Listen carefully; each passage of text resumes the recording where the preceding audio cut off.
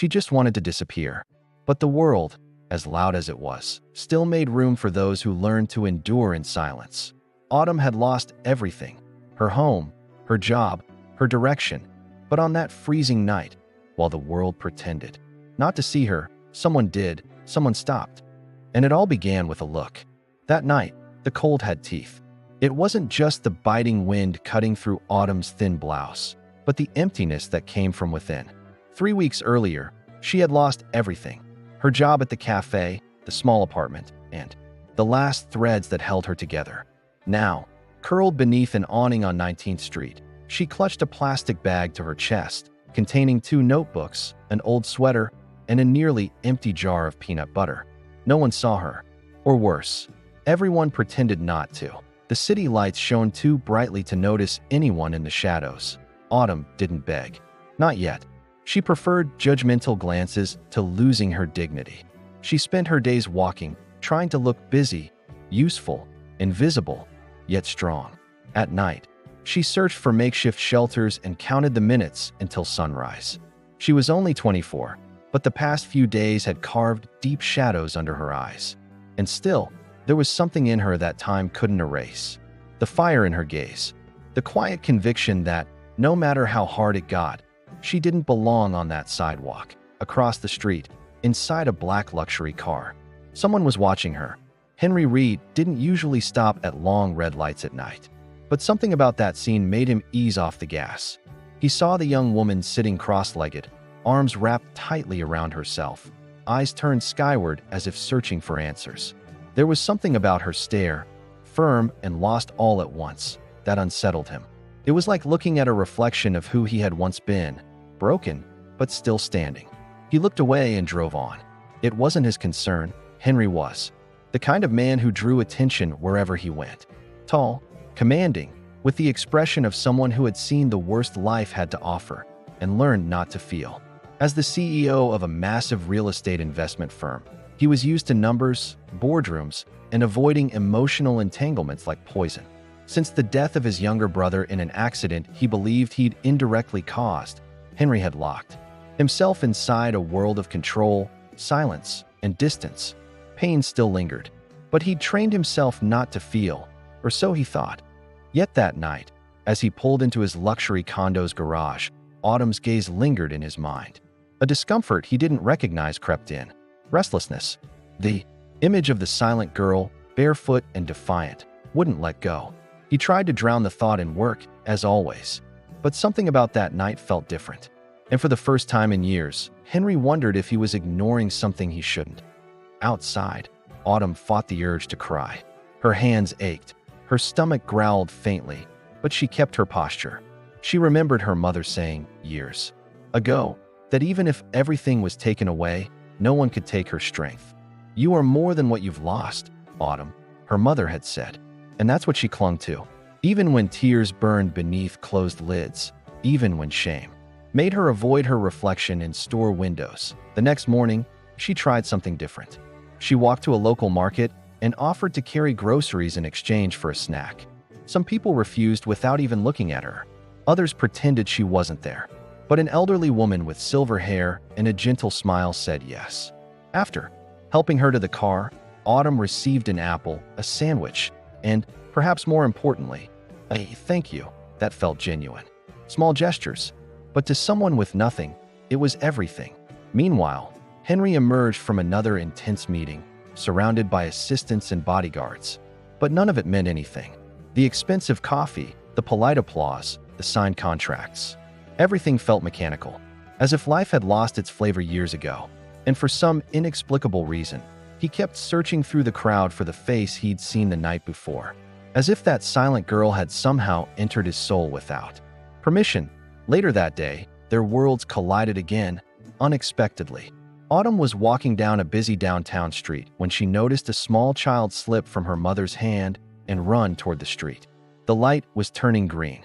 Without thinking, Autumn sprinted, scooped the girl into her arms, and fell backward, shielding her with her body as cars screeched to a halt.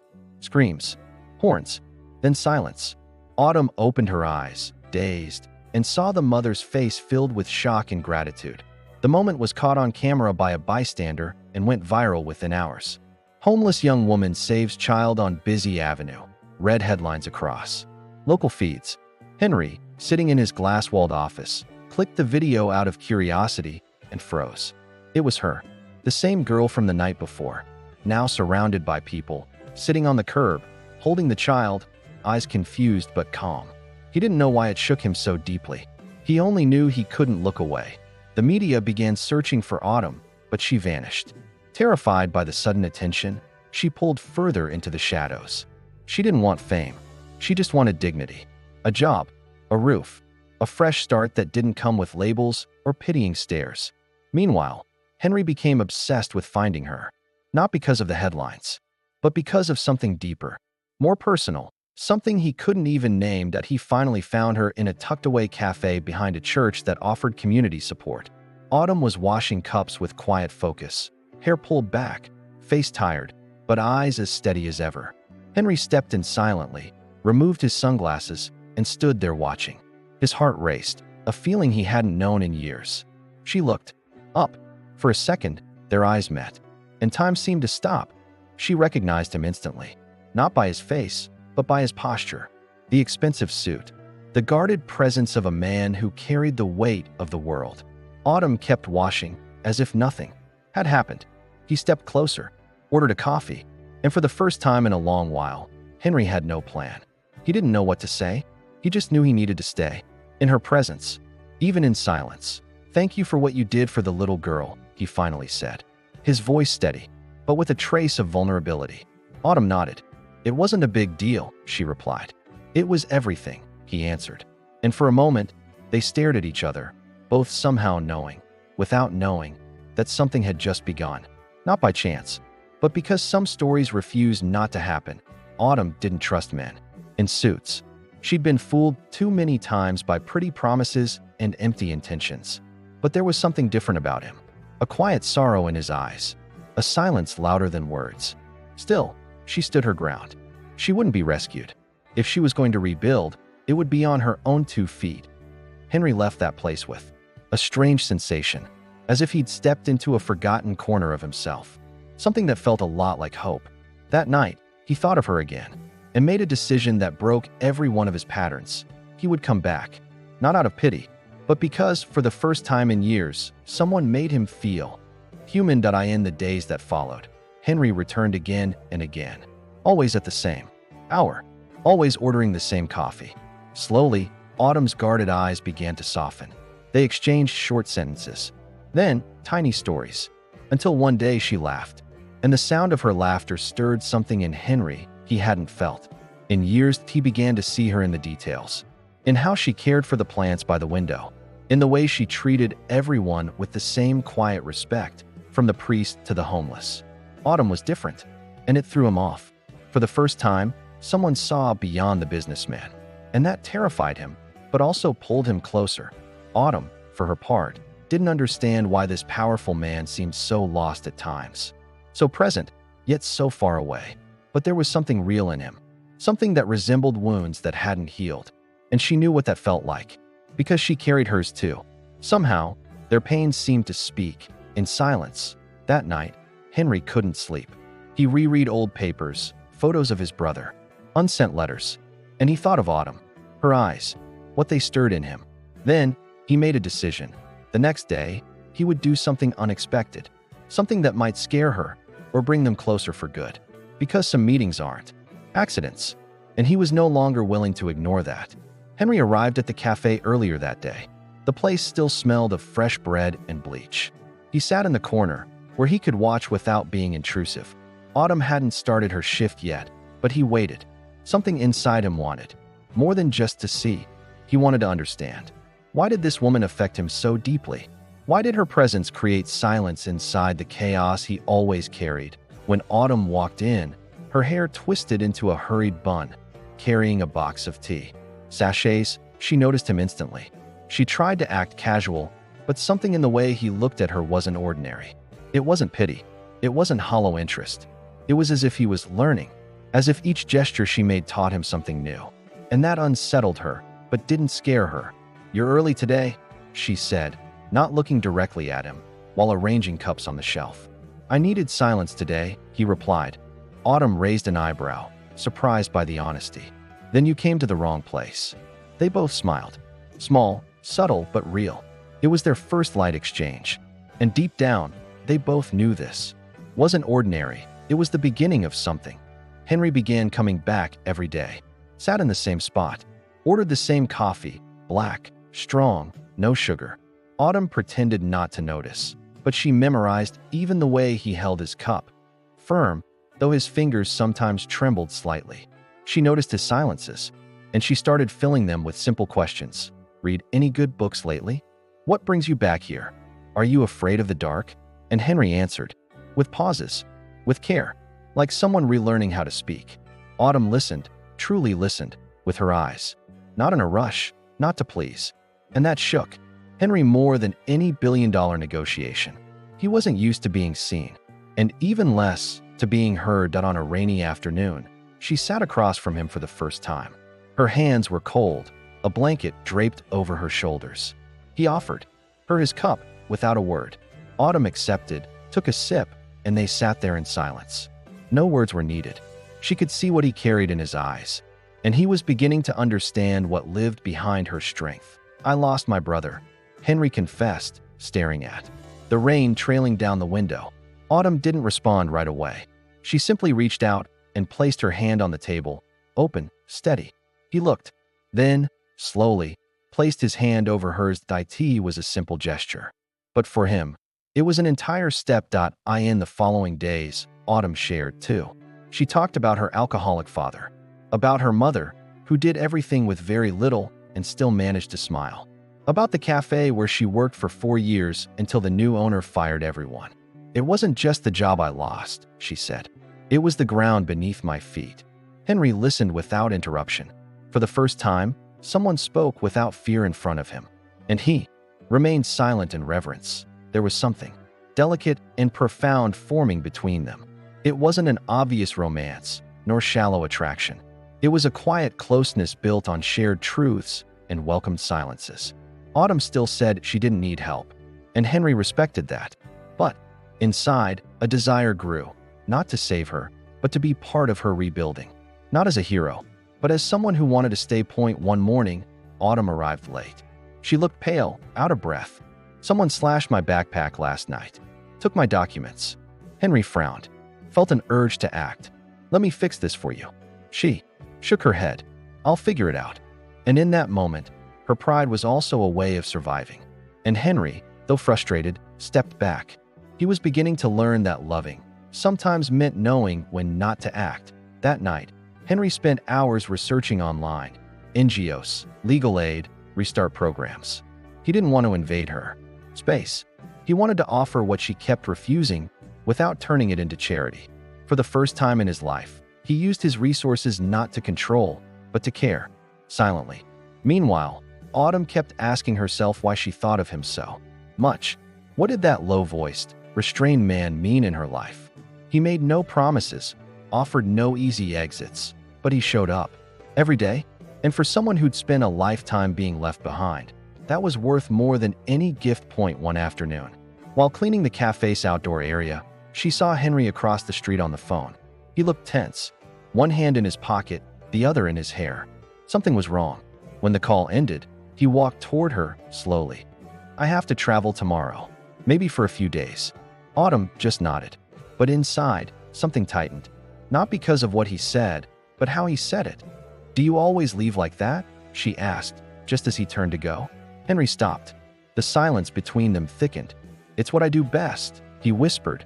Autumn looked into his eyes and saw the boy who lost his brother, the man who learned to run. Then maybe it's time to learn something else. That night, Henry couldn't sleep, not because of work, but because of her words.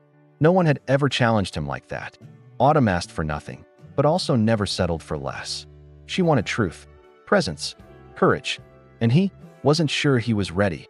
Autumn, on the other hand, hated herself for asking. She didn't want to show she cared, but the truth was she did, and that terrified her. Every time she got attached, she lost. And what she felt for Henry wasn't small. It was like a quiet seed, growing in soil full of scars. the next day. He left without saying goodbye. He simply left an envelope with her name on the cafe counter. Autumn found it when she arrived. Inside, a note. "I'll be back soon. If you can wait, please do. If you can't, I'll understand. H." Autumn read it 3 times. And even without knowing why, she kept it. The days passed more slowly. Autumn tried to pretend nothing had changed, but every customer that walked in made her glance up instinctively. The empty seat in the corner had now become part of the scenery and of the longing. She didn't know why Henry had left, but somehow she knew he had taken a part of her with him. Henry, in another city, was handling a corporate crisis, but his mind wasn't on contracts or numbers. It was on her, on how Autumn held the cup with both hands, on how she looked at people when they spoke, on how she said hard things so naturally. And he knew, right then, he had to go back, not because she was waiting, but because he needed to learn how to stay. Autumn, at that very moment, was watering the tiny garden behind the church. The sun rested gently on her shoulders. She looked up at the sky and whispered, "If you're coming back, let it not be halfway." And she smiled, small, sad, unaware that from that moment on, nothing would ever be the same. Not for her, not for him, because the man who only knew how to leave was finally ready to return. Autumn was behind the counter when she heard the soft chime of the door. She didn't look up right away. She had learned not to expect anything. But there was something about that steady yet hesitant step that her body recognized before her mind did. When she finally looked up, there he was, Henry, thinner, unshaven, but with the same eyes that seemed to apologize before a single word was spoken. She didn't say anything. Neither did he. They just looked at each other for a few long, waited seconds, as if each was trying to decipher what the other felt without uttering a word. Then, Autumn returned to wiping a cup that was already clean, and Henry walked to his usual chair. He sat down, waited, as if saying, "I'm here, if there's still space for me." Minutes later, she placed the coffee on his table without a word. But along with the cup, she left a small folded note. Henry waited until she walked away, then opened it. Not all silence is absence. Sometimes it's waiting. He read it, and read it again. It hurt and healed all at once. Autumn hadn't rejected him. She had simply waited for him to decide who he wanted to be. That afternoon, they exchanged only a few words, but their eyes said so much more. Autumn noticed Henry seemed lighter, as if something in him had shifted. He, in turn, saw in her the same strength as before, but now paired with a new kind of care, the kind that's ready to listen, but unwilling to be deceived. And that made him respect her even more. The next day, Henry came back. This time, he brought a small notebook with a brown cover. When Autumn asked what it was, he simply said, "I started writing after I met you." She raised an eyebrow, intrigued. "About what?" He hesitated. "About the things I never said, and the ones I need to learn how to say." Autumn asked if she could read it. Henry paused for a moment, then handed it to her. She opened to the first page. "It's not that I don't feel. It's that I feel too much. And that's why I hide." Her eyes welled up. She closed the notebook slowly, as if holding something. "Fragile. Keep writing," she said. "Sometimes, healing begins with what we're still too afraid to say out loud." That night, Autumn thought a lot about Henry, about how someone so powerful could carry so much pain, about how he was trying to repair himself without stepping into anyone's space, and about how she, too, was trying to rebuild, but alone. And for the first time, she admitted to herself, "Maybe I don't have to do it all alone anymore." Henry, meanwhile, stared at the ceiling of his apartment. The silence of the house no longer felt comforting, it felt empty. He missed the sound of the coffee machine, the clinking of cutlery, Autumn's calm voice. For the first time in years, he wanted more than to pass through. He wanted to stay, and that terrified him, because he still didn't know if he could be the kind of man who didn't run. The next morning, Henry surprised Autumn with something she never expected. He was behind the counter, serving coffee, wearing an apron. She froze in the doorway. "Have you lost your mind?" she laughed. "Maybe, but it's for a good cause." He handed a coffee to a customer and whispered, "You told me to learn how to stay. I'm starting." And he did stay. Every day, for the next few weeks, he shared the shift with Autumn. No fanfare, no need for recognition that he washed dishes, served tables, listened to stories, People didn't recognize him as the CEO. They just saw a quiet, kind man learning to live outside his empire. And for the first time, Henry felt truly alive. Autumn watched him closely. He was still reserved, but smiled more. His gestures were lighter, and there was truth in every word he spoke, even the few. She began to believe that maybe love wasn't just a feeling that consumed, but also something that quietly built itself. In the ordinary point one afternoon, they organized a small fundraising event for the community cafe. Autumn had the idea. Henry made the posters. "Have you ever done this before?" she asked. "No, but I found out I like building things that matter." Autumn smiled. "You're changing." And he, serious but calm, replied, "I'm not changing. I'm going back to who I was before everything." The event was a success. Neighbors brought cakes, clothes, books. Autumn gave a shy little speech. Henry simply stood back, watching in quiet admiration at the end of the day. Once everyone had left, they sat together on the steps outside. The sun was setting. A soft breeze passed between them. "You're different, Autumn," Henry said, staring at the sky. "You don't try to impress. You don't need to prove anything. You just are." She looked at him, serious. "And so are you. You just don't believe it yet." They were quiet for a long moment, until she added, "But I do." That night, Henry walked her to the small room she now rented behind the church. As they said goodbye, he lightly touched her hand. "Can I come back tomorrow?" She smiled, heart racing. "You can, but not with the pink apron." That was a bit much. They both laughed, and in that laughter, something settled. Something that words couldn't yet explain. Autumn closed the door gently, leaned against it, and took a deep breath. For the first time in a long time, she felt safe. Not because of him, but because of who she was becoming next to him. Henry wasn't trying to rescue her. He was learning to stay, and that changed everything. Henry, back home, found the brown notebook on his table.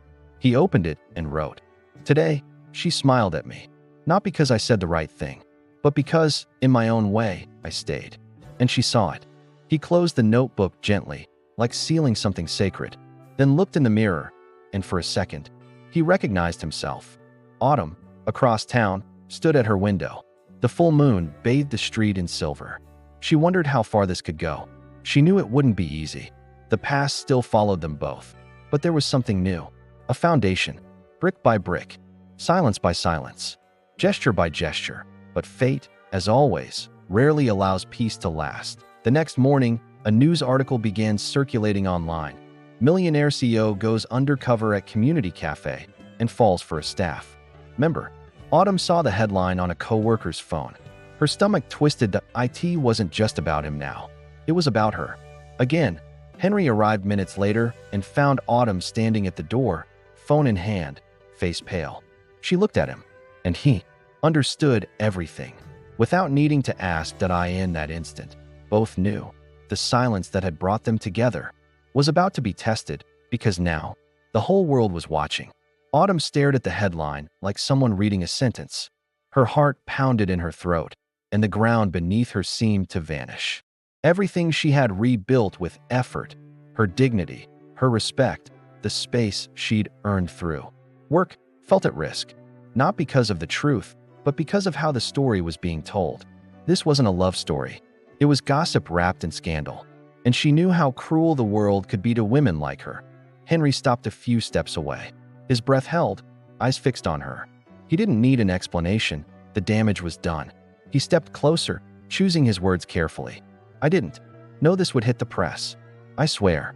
Autumn didn't respond. She just lowered her eyes, as if trying to sort through the storm inside. The pain wasn't about him being there.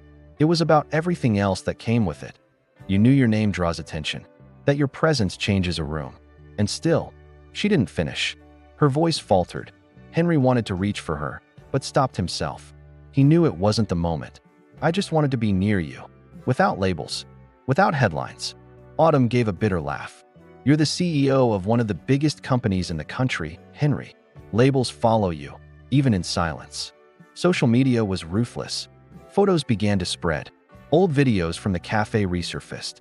Cruel comments poured in, judging her appearance, her background, even suggesting she was taking advantage of him. Autumn stepped away from work for 2 days. She cried in secret, then washed her face and pretended everything was fine. But inside, a familiar fear returned, the fear of being destroyed by something she didn't do. Henry, on the other hand, was furious. Not at Autumn, at the system, at the journalists who twisted the narrative, at the shareholders who pressured him to clarify the situation. One even suggested he step away from the cafe to protect his image. He refused immediately. "My image has never been more real than when I'm beside her." That sentence spread like wildfire through boardrooms and back channels. On the third day, Autumn came back. She arrived early, before sunrise, mopped the floors, arranged the tables, organized community donations. She said nothing. She just did what she always did. When Henry arrived, she was already serving coffee to an elderly homeless man. He was holding her hand with gratitude. And in that moment, Henry knew this was where she belonged, among real people. "Do you want to leave?" he asked once they were alone. Autumn sighed, without looking at him. "I want to go somewhere where people don't have to doubt me to admire you." He nodded. "Then let's create that place." She looked at him, surprised. "You talk like it's easy." He smiled. "It's not. But you taught me some things we do even when we're scared." That afternoon, they recorded a simple video. No makeup, no studio, no script. Autumn spoke from the heart. She shared her story, talked about her volunteer work, her love for the community, her fight for dignity. Henry spoke about the quiet transformation living beside her had brought into his life. They didn't apologize.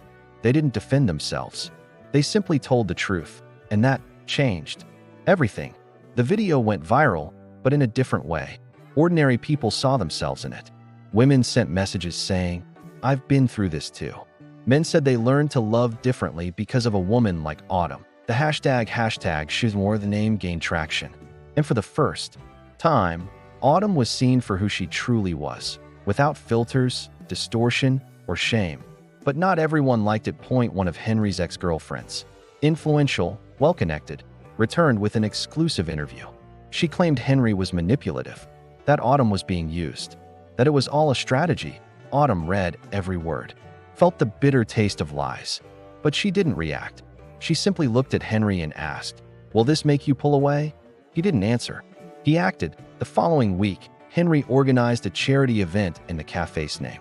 He invited local artists, chefs, and activists.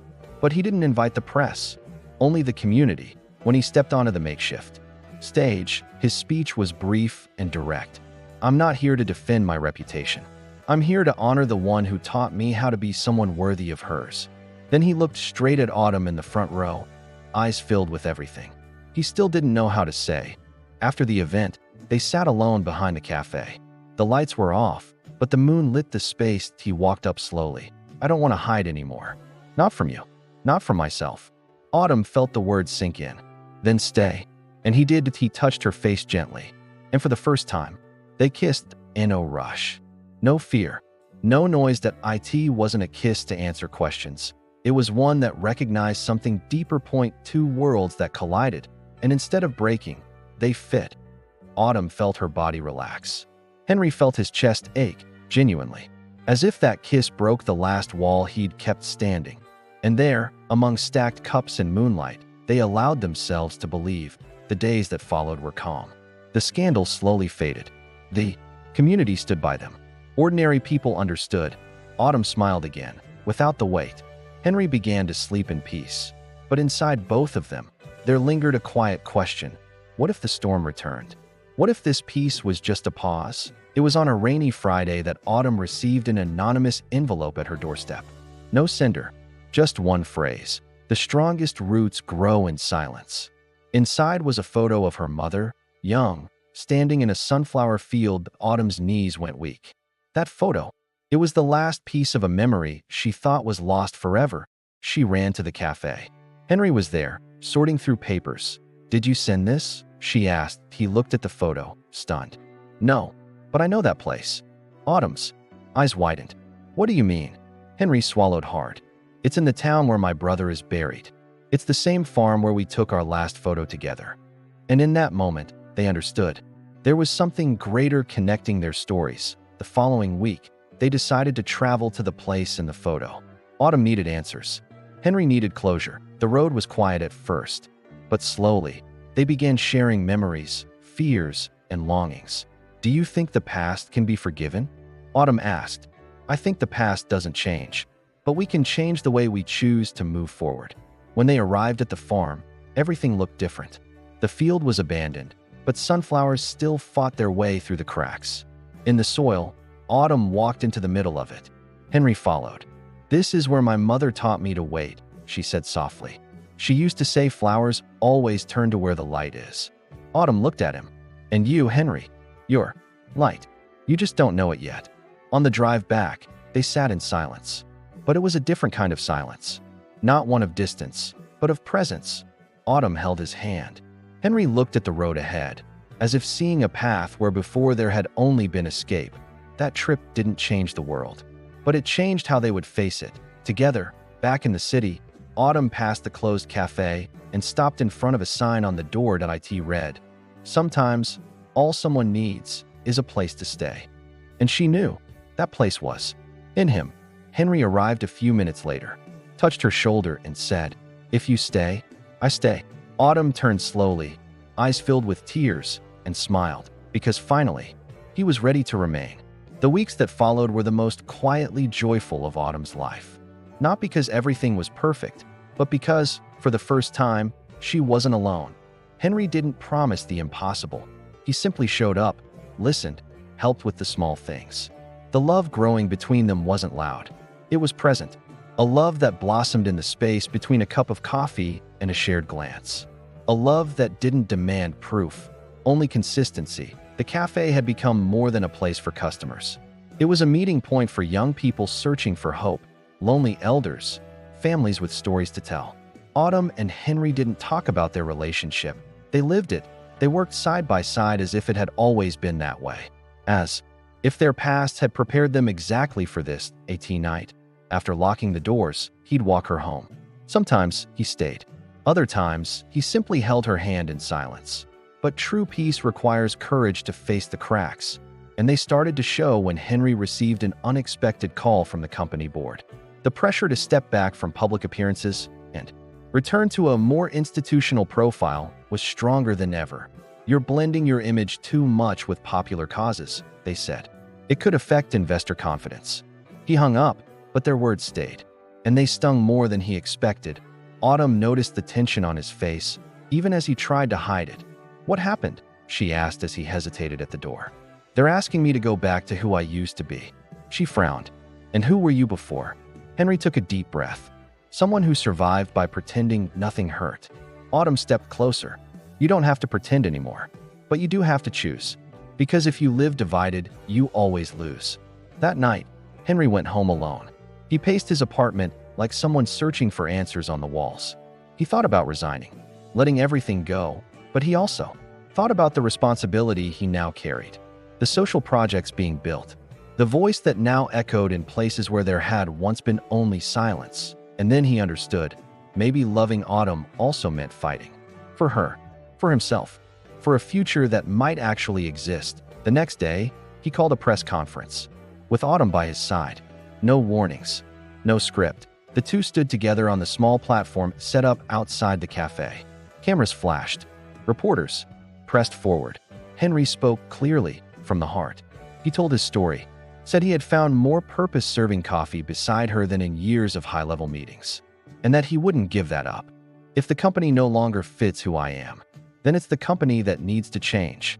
The video of the conference went viral, but more than likes, it sparked discussion. Influential voices chimed in. Some shareholders threatened to walk. Others pledged support. Autumn watched it all with a mix of pride and fear. She knew the man now standing beside her no longer fit into the world's old molds.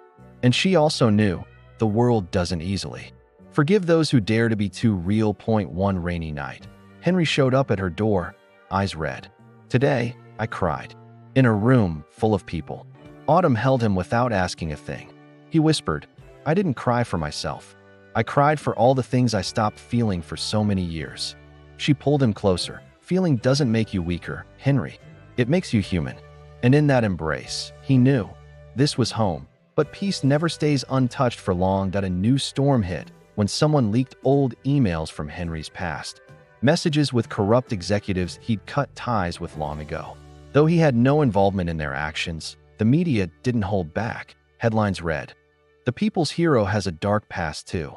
Autumn saw it from the cafe window, her heart sinking. And for the first time, she wondered, would the world ever allow them to stay together? Henry wanted to run, wanted to protect Autumn from all of it. "Maybe you should walk away from me now," he said, eyes on the floor. Autumn cupped his face in her hands. "I didn't fall in love with your reputation.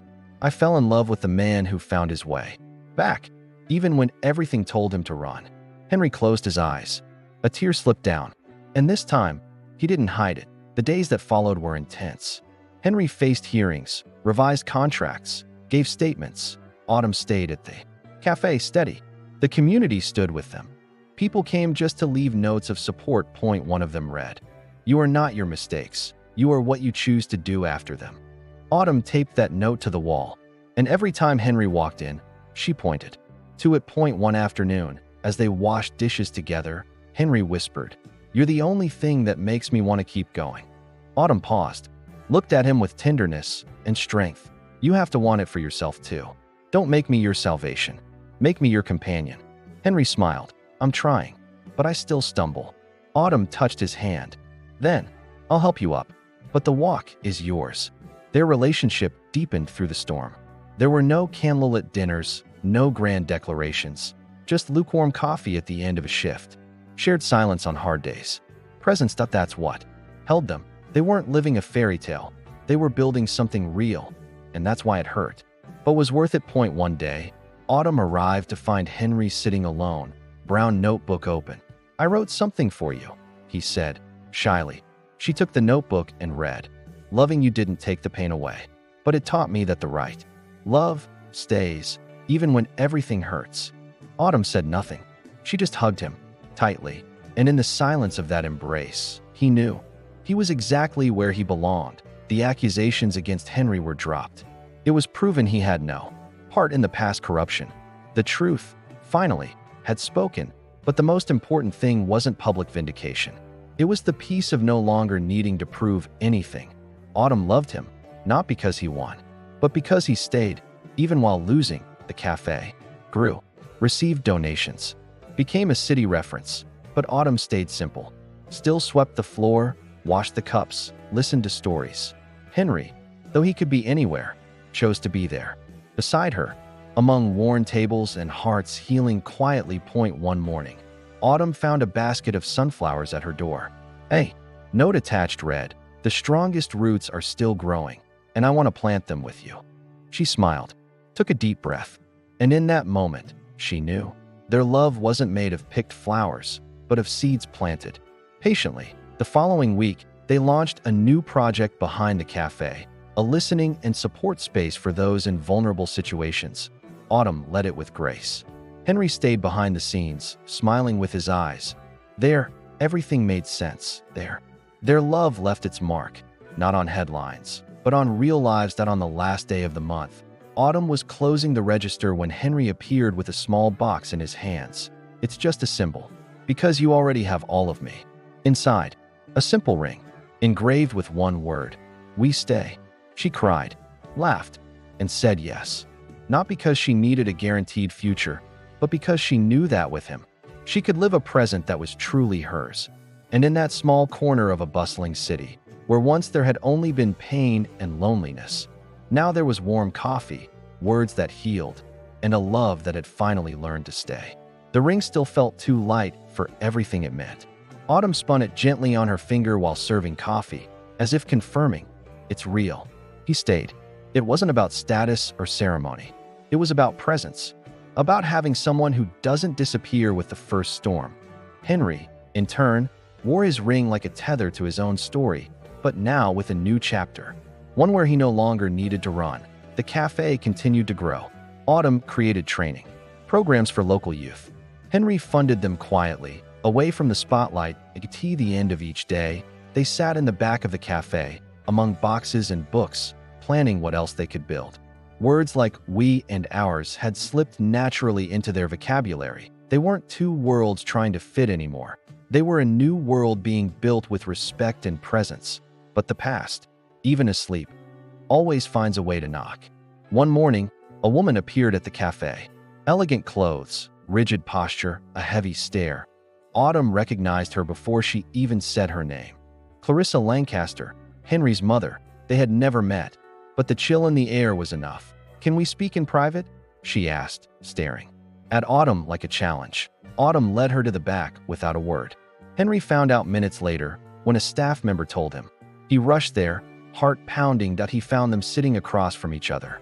Autumn, calm with the kind of serenity time teaches. Clarissa, cloaked in the kind of concern that masks arrogance. "I just want to protect my son," she said, "and our family's image." Autumn didn't respond immediately. She simply observed, "Your son doesn't need protection anymore, Mrs. Lancaster. He needs the truth." Her words were firm, but never aggressive. Henry entered just as his mother was rising, agitated. "You don't understand, Henry. This relationship, it doesn't align with your position." He stood in front of her. "My position, mother, is beside the woman who taught me the value of feeling." Clarissa left without saying goodbye. Autumn remained silent for long. Minutes afterward, Henry wanted to apologize, but he knew it would be useless. She didn't need apologies. She needed partnership. He took her hand. "My real family starts here." Autumn nodded. "Then build it. Because the world will keep trying to tear it down. But those with deep roots learn to bloom even through concrete." In the days that followed, Henry pulled away from everything non-essential. He reduced meetings, delegated decisions, and focused on the social project. It was there that he found himself again.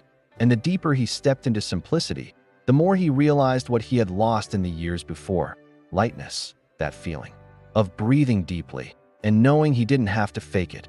Autumn watched it all with quiet pride.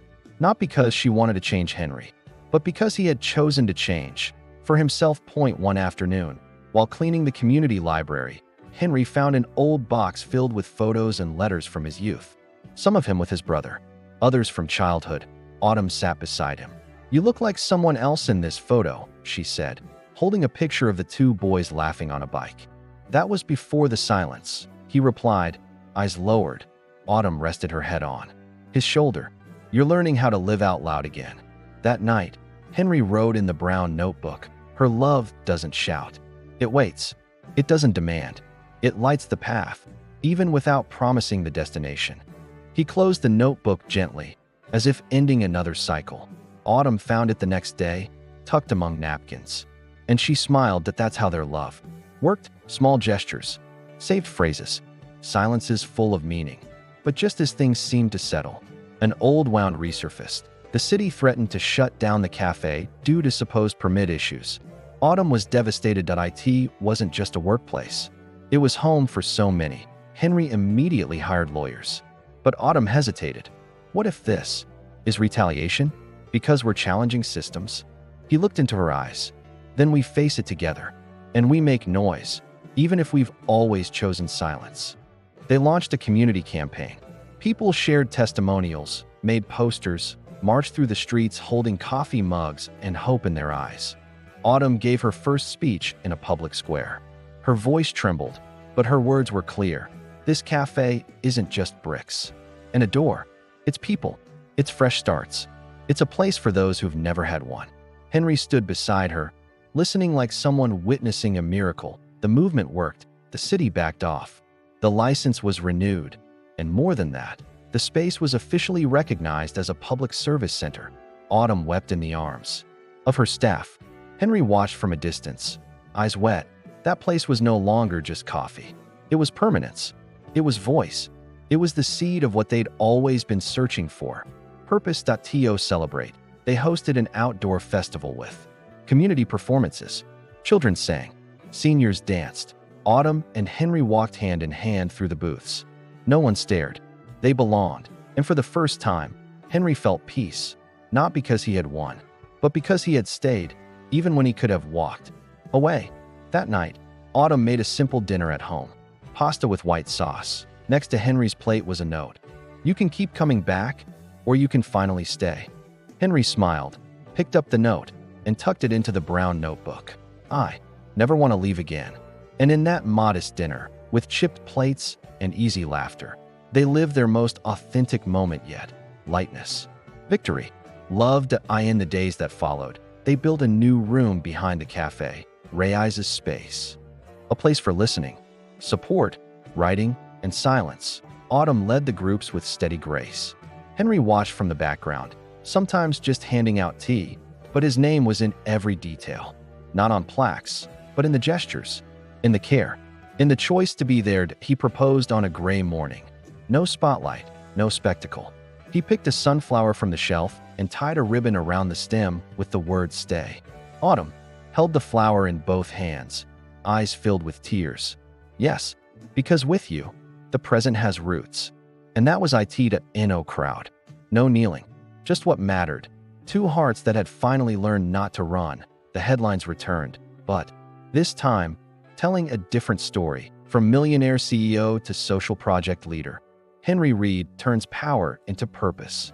Autumn didn't care anymore. It wasn't about fame. It was about legacy. A quiet legacy, built on presence. Every article, every photo, was just a reflection of something that had been real long before it went public. One afternoon, Henry received a letter from his father, a man he hadn't spoken to in years. It read, "You've shown me a kind of courage I never had. I'm learning, slowly, how to listen. Thank you for not repeating my silences." He handed the letter to Autumn, tears quietly falling. She took his hand. "You're breaking cycles." And he knew. He didn't need to hide anymore. At the end of the month, they planted a small tree in the cafe garden. Autumn placed a sign beside it. "Here grows what we choose to cultivate." Henry placed the final shovel of dirt and said, "And may no one convince us to go back to being who we never were." Autumn hugged him from behind. And there, under a cloudy sky, they understood the present can be light. Even when the past has been heavy, their love wasn't made of fairy tale promises. It was made of dirt-covered hands, of shared coffee, of open letters, of honored silences. And in that chapter, the most important thing had already been said. Without words, they chose to stay. And that, in itself, was love. Mornings at the cafe no longer began in a rush.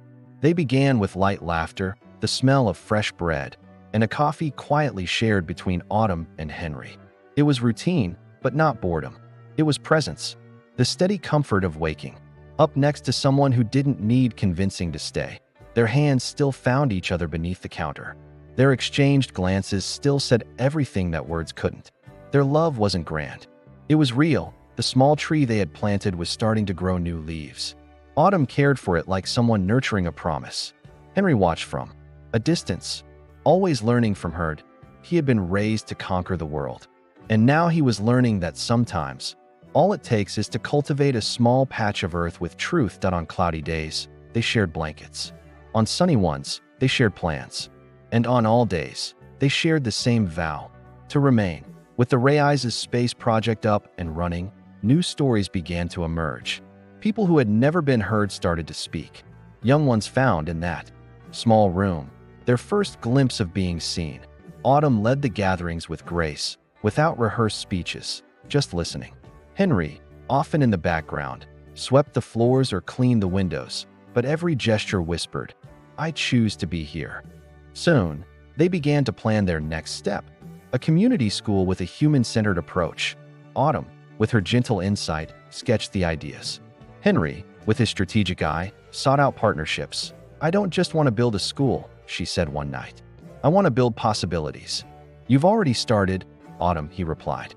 "You built me, brick by brick." But, like any true construction, the days also came with challenges. Fatigue sometimes made them distant. Autumn would go quiet. Henry would withdraw, but instead of exploding or walking away, they drew closer in silence. A warm cup of tea, a note left on a pillow, a quiet walk at night with barely a word. In those small gestures, love proved itself a choice, not just a feeling. One night, Henry had a panic attack. Something in the news brought back the weight of his brother's death. Autumn found him sitting on the floor, head in his hands, struggling to breathe. She sat beside him, without questions, just wrapped him in her arms. They stayed like that, for a long time, until he whispered, "It still hurts. Like I failed him." Autumn took his hand. "But now, you're not failing anyone. You're choosing to stay. And that changes everything." The next morning, Henry went back to writing in the brown notebook. That evening, Autumn found a new page.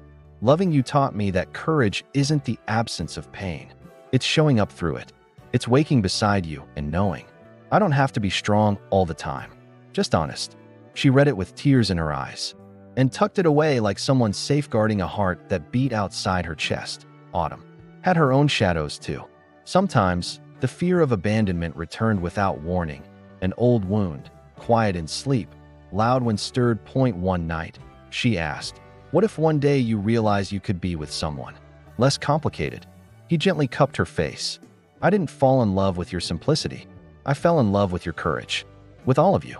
His words made her cry, not out of sorrow, but relief. Autumn realized that with him, she didn't need to be strong all the time. She could fall apart every now and then, and he would stay, without trying to fix her, without rushing her to rise, just staying. And that was new. That was love. They began reading to each other at night, passages from books they loved. They laughed when they stumbled over words, debated stories. Henry discovered Autumn had a gift for storytelling.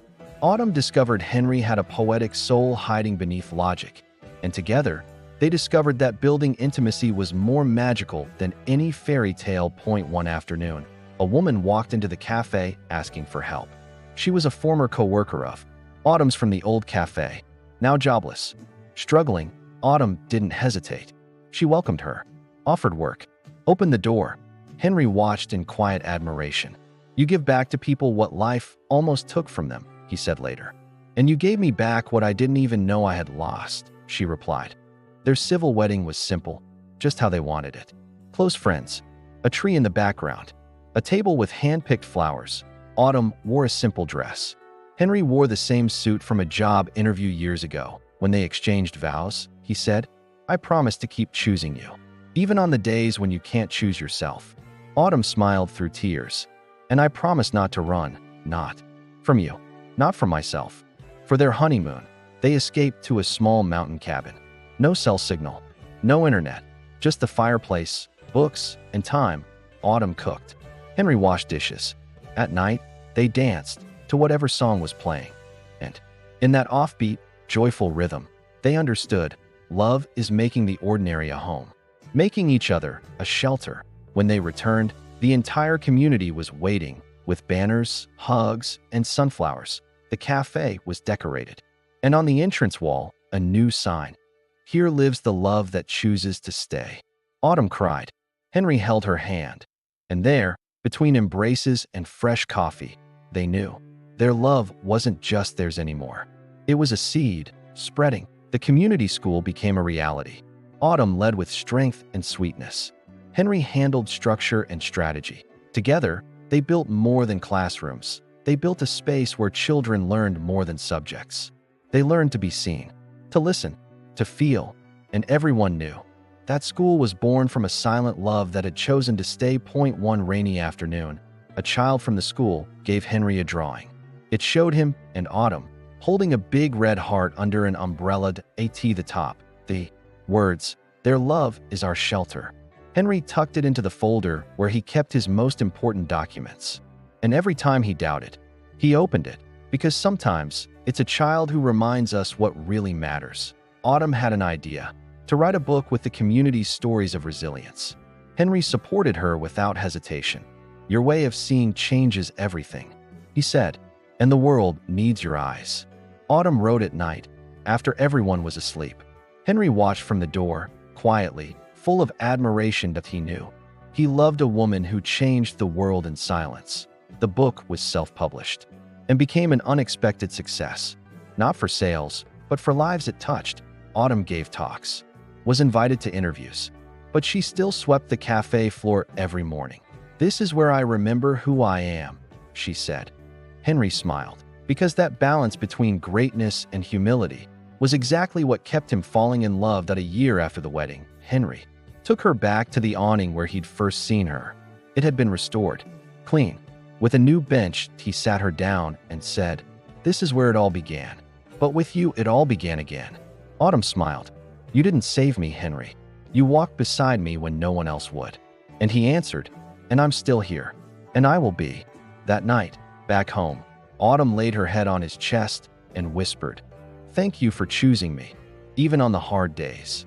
And he replied, voice steady, "Loving you isn't about deserving. It's about recognizing the miracle that is having you, and never taking that for granted.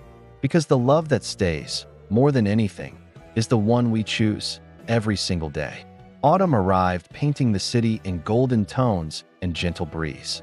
The leaves drifted slowly to the ground, as if they had learned from Autumn herself that even goodbyes can be beautiful. The cafe was still full, not just of customers, but of stories, reunions, and new beginnings. Autumn and Henry remained there, steady, not as people clinging tightly, but as those who trust. Their love now had roots so deep that even time didn't dare pull them up. Autumn still woke before the sun. She prepared the coffee with sleepy hands, but a heart wide awake. Henry would follow soon after, kissing her neck and saying the same phrase he always did. "Today, I still choose you." It wasn't a promise, it was a presence. And in that simple daily rhythm, they kept learning that love also means never forgetting to say it. Even when it seems obvious. One afternoon, they received a letter from City Hall. The cafe would be honored as a symbol of social transformation. Autumn read it aloud. Henry smiled with pride, but she simply said, "The greatest honor is watching people come back." Because more than recognition, what they sought was continuity, knowing that something they built would remain. The ceremony took place on a quiet late afternoon. The plaza was full, the benches lined with residents. Former students, old volunteers.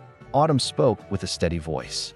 She spoke of new beginnings, of listening, of roots. Henry said nothing, as he always did when she spoke. He watched her like one watches the sunset, with no hurry, with reverence, with love. And in that moment, before everyone, he knew she was his light. After the ceremony, a little boy tugged on Autumn's dress. "Will you sign my notebook?" She knelt down. "What's your name?" "Ben," he said. She wrote, "Ben, never let the world dim your light. And when it hurts, look for someone who listens." He smiled, and inside, Autumn felt it was the most important sentence she had ever written. The days that followed were gentle. The school bloomed.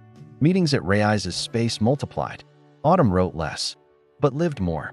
Henry returned to light consulting, but only took on work with purpose. They had found a rhythm all their own, between coffee, silence, healing words, and fingers intertwined beneath the table. Their love wasn't news. It was a reference, and that was enough. One cold night, Autumn had a high fever. Henry stayed beside her, changing cloths with cool water, brewing mint tea. When she slept, he wrote. When she woke, he smiled. "You know how to take care too," she whispered once. "You taught me," he replied. And in that simple care, there was more love than in 1,000 declarations. When she got better, she took Henry back to the awning where it all began. They sat side by side. "I had to lose everything to gain what truly matters," she said. He took her hand, and "I had to find you to understand what truth means." They sat there for minutes, in silence, watching the city rush by. But on that bench, time stood still. Because where there's love, time knows how to slow down. They decided to write a new book together. This time, about everything they'd learned as a couple. They titled it, Roots That Choose to Stay. They wrote slowly. 1 page a day, 1 chapter per season, real stories. With vulnerability. With faith. Autumn wrote from the heart. Henry revised with teary eyes. It was more than a project. It was a mirror. As they wrote, they kept living. They hosted community lunches, shared recipes, sang with children, helped neighbors. Sometimes they argued, but never went to bed without talking. They had learned. Love isn't the absence of conflict. It's presence, even after it. And that's what they wanted the world to see. That it's possible to love with truth, even without perfection. One day, a major publisher made an offer for the book. Autumn hesitated. Henry smiled. "Let more people see what we've built." And she agreed. The book was published and touched thousands of lives, not for being a spectacular story, but for being real, for showing that the most beautiful love is the one renewed each day in small choices. With the book's earnings, they opened a second location for the project in another underserved neighborhood. Autumn coordinated from afar, training the new team with the same tenderness. Henry attended meetings with his usual attentiveness, but always came home early, because he knew, no matter where he was, his place was beside her. One quiet afternoon, as they arranged books in the community library, Autumn found an envelope with her name. It was Henry's handwriting. Inside, a note. "If one day I forget to say it, remind me with your smile that it all began with your courage, and that I haven't needed to run since then." She cried, then laughed, and ran to him, hugging him tightly. The following winter, they took a week off. They went to a small cabin by the lake. No phones, no internet, just books, journals, and a box of old letters. Autumn read some aloud. Henry listened with eyes closed. And there, between memories and silence, they made a pact to keep writing letters, even while living side by side, because sometimes love also needs to be read. Back in the city, they found the cafe full of notes left by people who had passed through. An entire wall of gratitude, hope, and new beginnings. Autumn read each one. Henry placed the final note high on the wall. It read, "To love is to refuse to leave, even when everything invites you to go." And they knew that sentence could caption their entire story. With time, wrinkles came slowly. Their steps grew softer, but their laughter remained. Autumn started wearing reading glasses. Henry napped earlier, but every night, before sleeping, he still said, "Today, I choose you." And she, smiling, replied, "Thank you for staying. Thank you for coming back. Thank you for never letting go."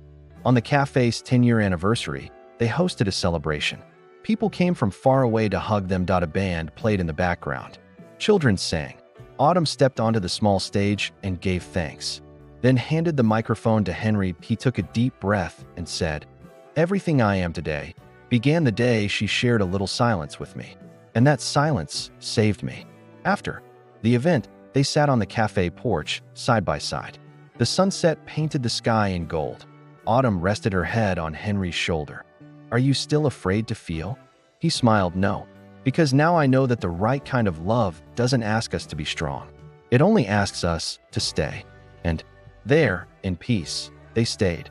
Years later, a new edition of their book was published, with a foreword written by former students of the community school. Autumn and Henry read it together, teary-eyed. It was the cycle closing beautifully. Their love was no longer just theirs. It was living memory. It was legacy. It was a root that had spread, and on that late afternoon, with the cafe sounds in the background, their hearts felt light, because, in the end, what lasts isn't what dazzles, it's what remains. Autumn and Henry built something time couldn't take, a life based on truth, care, and listening. A love that had learned to stay, even when everything else said to go. And that was the greatest love story anyone could ever write. The story of two hearts who chose to remain. The strongest kind of love is the one that chooses to stay. Like this video so more people can discover the power of a love built on truth. Subscribe to the channel for more stories that heal, inspire, and prove that real love still exists. Share this with someone who needs to believe again in the kind of love that transforms, even in silence.